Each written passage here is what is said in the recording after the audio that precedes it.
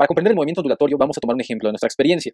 Para comenzar, seguramente has visto lo que sucede al lanzar una piedra en un cuerpo de agua, en un charco de agua.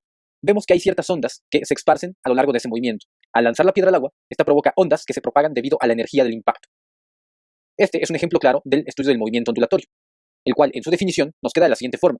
Definimos el movimiento ondulatorio como el proceso por el cual se propaga energía de un lugar a otro sin transferencia de materia, mediante ondas mecánicas o electromagnéticas. Algunos ejemplos de este movimiento puede ser el sonido, donde la tipo de onda prácticamente es auditiva.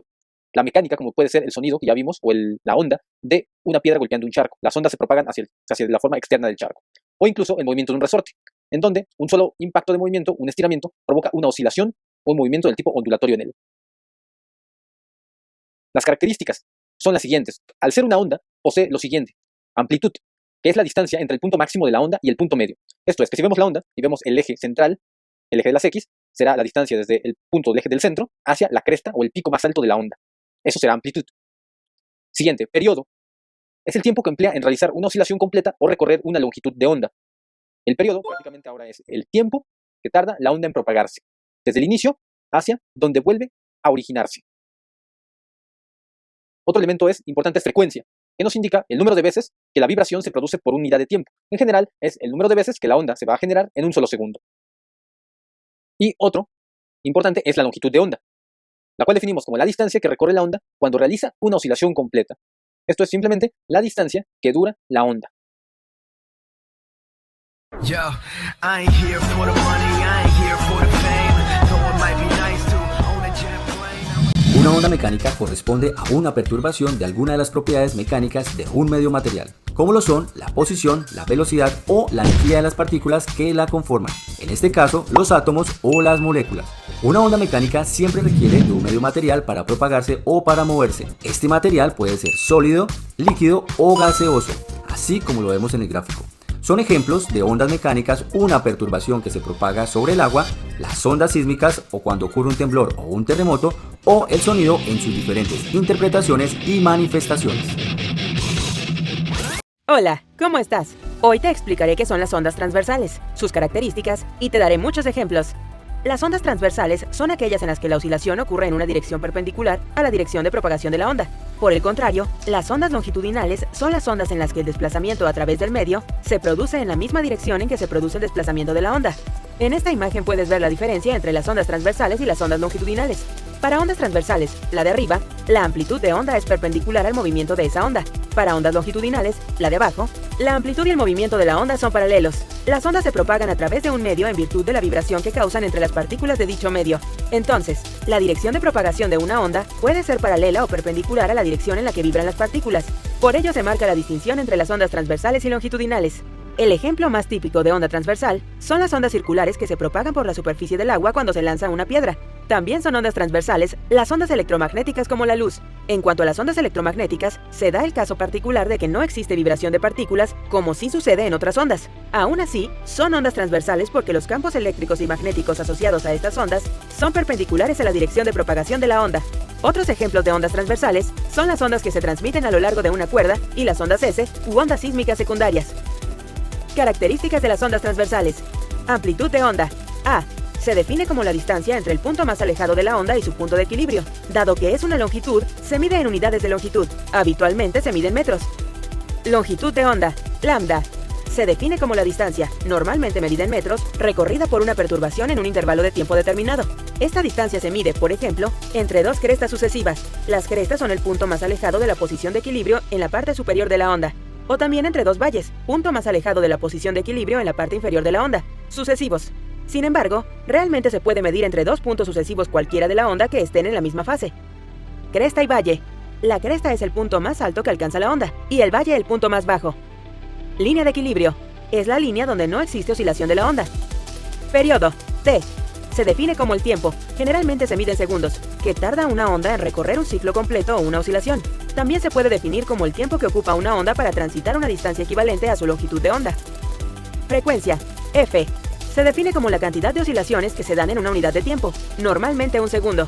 De esta forma, cuando el tiempo se mide en segundos, S, la frecuencia se mide en hertz, Hs. La frecuencia normalmente se calcula a partir del periodo por medio de la siguiente fórmula, F igual a 1 sobre T. Velocidad de propagación de la onda. V. es la velocidad a la que se propaga la onda, la energía de la onda, por un medio. Se suele medir en metros por segundo, m/s. Por ejemplo, las ondas electromagnéticas se propagan a la velocidad de la luz. La velocidad de propagación se puede calcular a partir de la longitud de onda y el periodo o la frecuencia, o simplemente dividiendo la distancia recorrida por la onda en un determinado tiempo. B es igual a S/T. Ahora veamos qué es una onda longitudinal. Emily está sujetando un extremo del muelle y el Dr. Suk está estirando del otro extremo hacia sí mismo. Después lo empuja hacia Emily. Si te fijas bien, podrás observar cómo algunos de los aros del muelle se golpean y después se separan lentamente. Esto ocurre porque las vibraciones son paralelas a la dirección de la onda. Si la onda se mueve de izquierda a derecha, las partículas vibrarán también de izquierda a derecha. Esta es una onda longitudinal.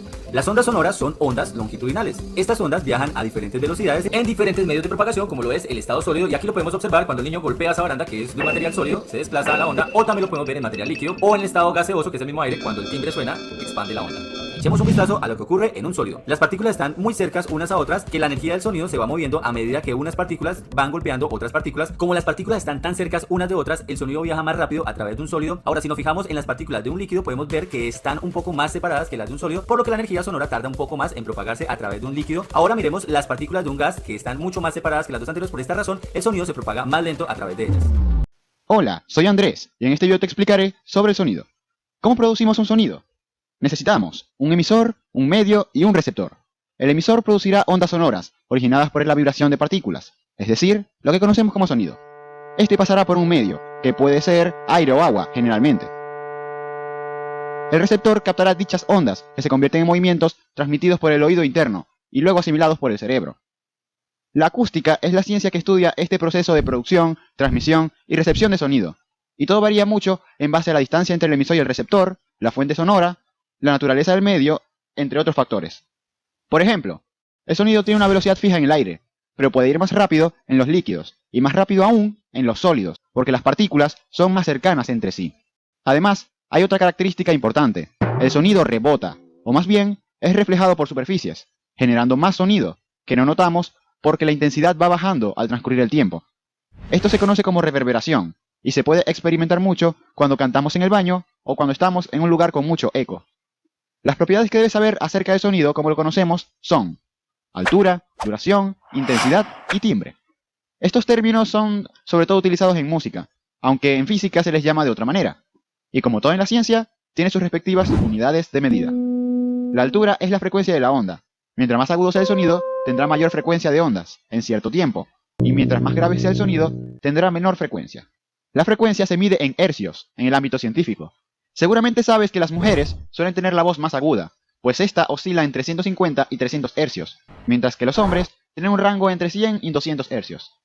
Cuando dos sonidos tienen una misma frecuencia, se llama resonancia, siendo un ejemplo común el afinar las cuerdas de un instrumento. La duración sencillamente es el tiempo que dura la vibración de las ondas sonoras, por lo tanto, puede ser medido en las unidades de tiempo tradicionales, es decir, segundos, minutos, entre otros. La intensidad del sonido, comúnmente nombrada como volumen, indica la amplitud de la onda. Mientras más volumen haya, más grandes son las ondas sonoras. Esta se puede medir con decibeles, siendo los 20 decibeles. Smile and Learn. Hola amigos y amigas, hoy seguiremos aprendiendo un montón de curiosidades relacionadas con la luz. ¿Sabíais que la luz tiene numerosas propiedades? Quedaos conmigo para conocerlas. Empezaremos hablando de las principales propiedades de la luz, que son la reflexión y la refracción. Reflexión. Se produce cuando los rayos de luz, llamados rayos incidentes, chocan con un objeto y después rebotan en otra dirección, llamándose entonces rayos reflejados. Diferenciamos dos tipos de reflexión, la reflexión especular y la reflexión difusa. Cuando todos los rayos incidentes se reflejan en la misma dirección, se produce la reflexión especular. Esta propiedad nos permite vernos reflejados en un espejo o superficie brillante. ¡Qué bien me veo hoy!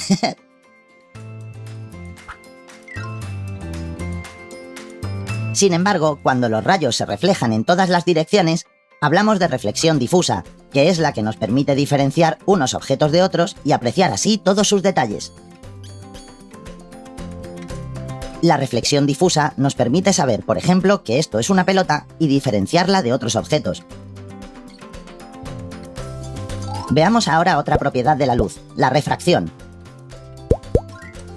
¿Te has preguntado alguna vez por qué cuando metes una pajita en un vaso de agua la vemos diferente a cuando está fuera del agua? Esto ocurre debido a la refracción.